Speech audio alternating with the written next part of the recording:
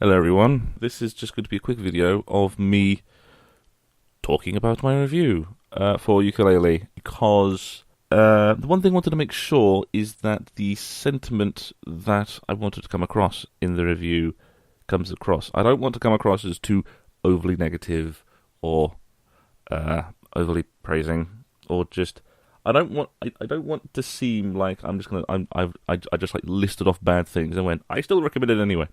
It's There's reasons to it, and I hope that came across in my conclusion. It's fucking long.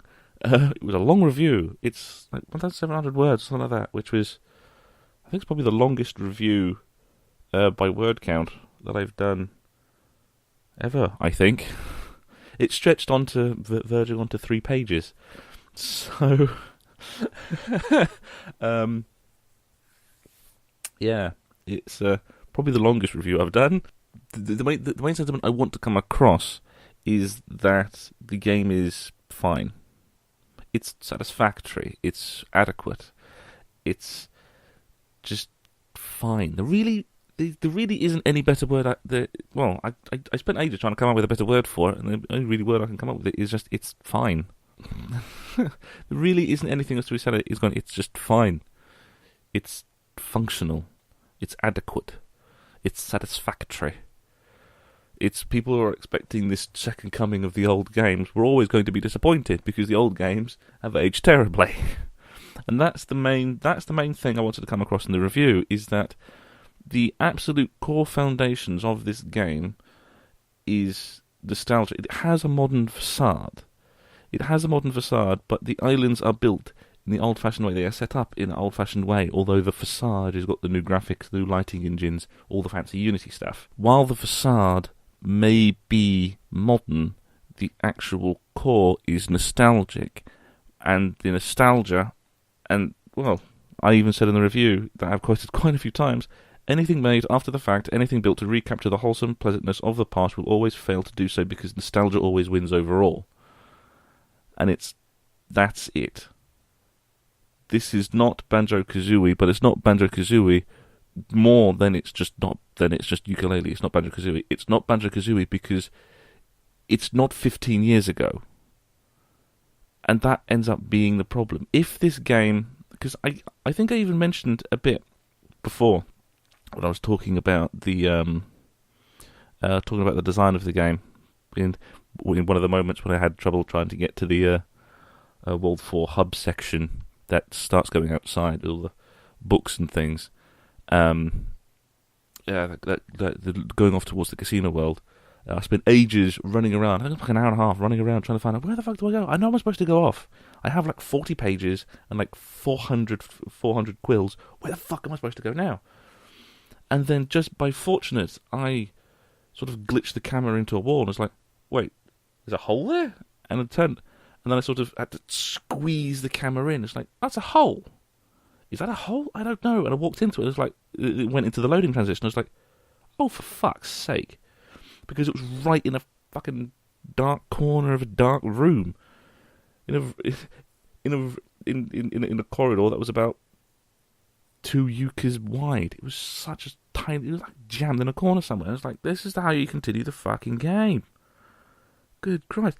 And it's like, and then the thought that immediately went through my head is, if this was de-resed, if this was made with the engine of a game from the PS1 era, which is my reference point. I never really had a 64. I had the PS1 instead. I was that and DOS. If this got de-resed to a graphics engine like the PS1, I would have been able to see it, because the polygonal graphics would have made the corner a lot more jagged, a lot more obvious, and it would have had the pipe sort of go through the wall, go very obviously through the wall. The shading of it would be gone. The shadows of it would be gone. It would be brighter, not just in colour, but also in shading, and it would be a lot more obvious.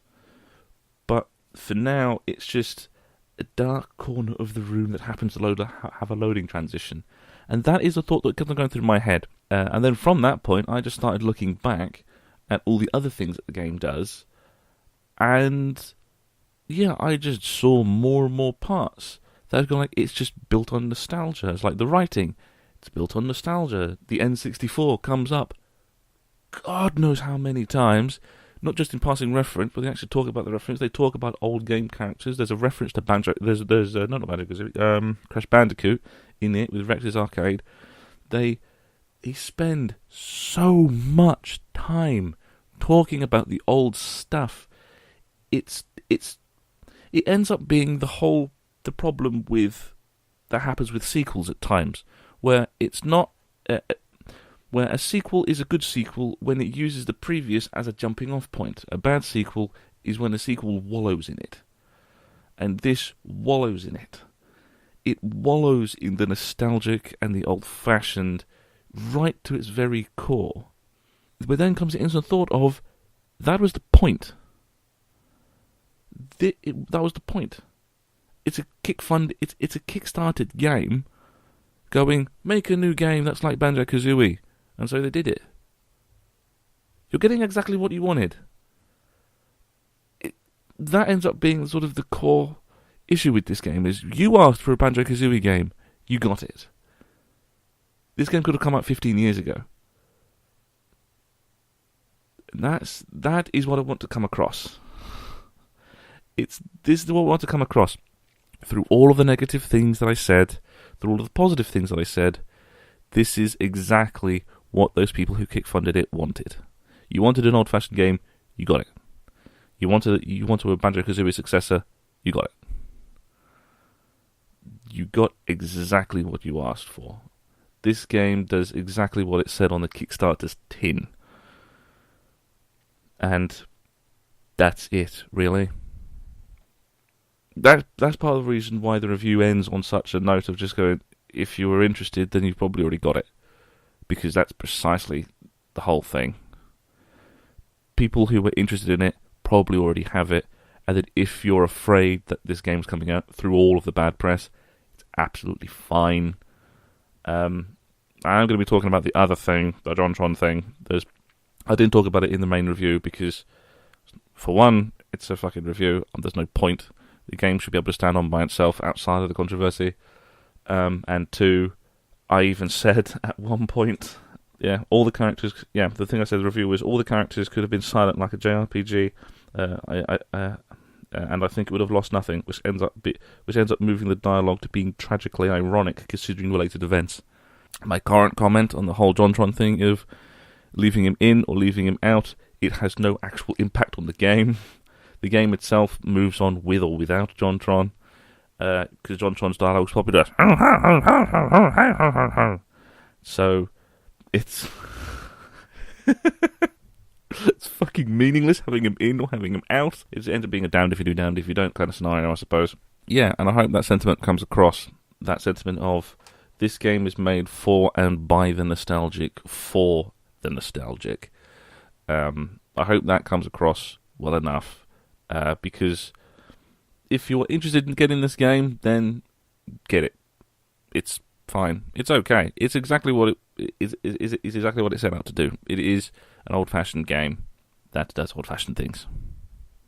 That's it. If that idea of a nostalgic game for the platformers of the N64/PS1, if that does not interest you, then give it a pass. Really, you're not missing out on any huge, massive experience by not playing it if you're not that interested. But if you want a nostalgic experience, then that's it. That's what I want to come across. So, yeah, hopefully that comes across well and comes across nicely in the review. I'm going to link the review here in the end card, if the end card hasn't already begun. Yeah, so read the review and leave a comment.